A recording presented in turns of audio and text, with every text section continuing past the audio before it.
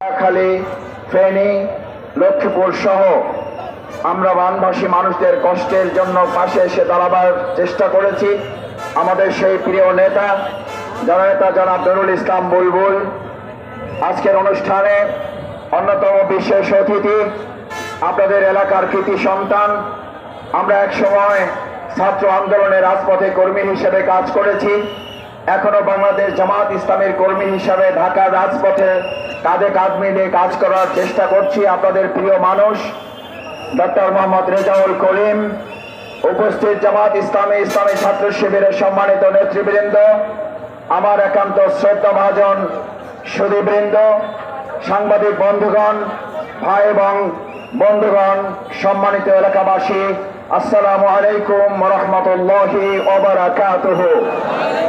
সম্মানিত ভাই এবং বন্ধুগণ, 2024 সালের 5ই আগস্টের পর যে নতুন স্বাধীনতা এবং নতুন স্বাধীন বাংলাদেশ আমরা পেয়েছি, যারা শহীদ হয়েছেন তাদের জন্য দোয়া করি, আল্লাহ তাদের শাহাদাতের সর্বোচ্চ মর্যাদা দান করুন। বিশেষ করে এই লক্ষ্মীপুরে পুরো জেলায় আমাদের প্রায় 12 থেকে 14 জন ভাই শহীদ হয়েছেন।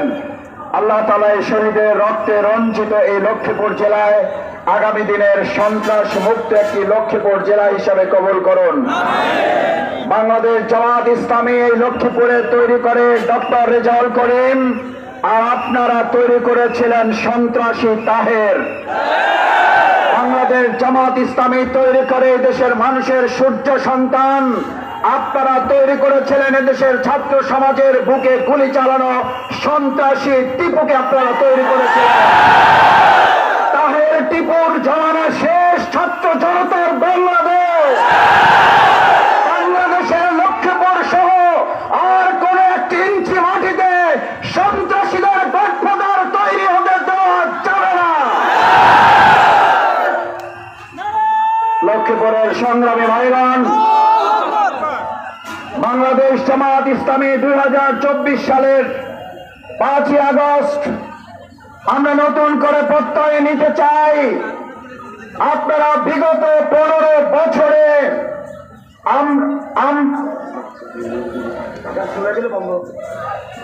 আমরা 2024 সালের 5ই আগস্ট নতুন করে বিগত 15 বছরে আমরা ব্যাংক তৈরি করেছিলাম অর্থনীতিকে সমৃদ্ধ করার জন্য। সাংবাদিক বন্ধুগণ, ভাইয়েরা, আপনারা জানেন আমরা ব্যাংক তৈরি করেছি, আর আপনারা সেই ব্যাংক ডাকাতি করে ব্যাংক ধ্বংস করেছেন।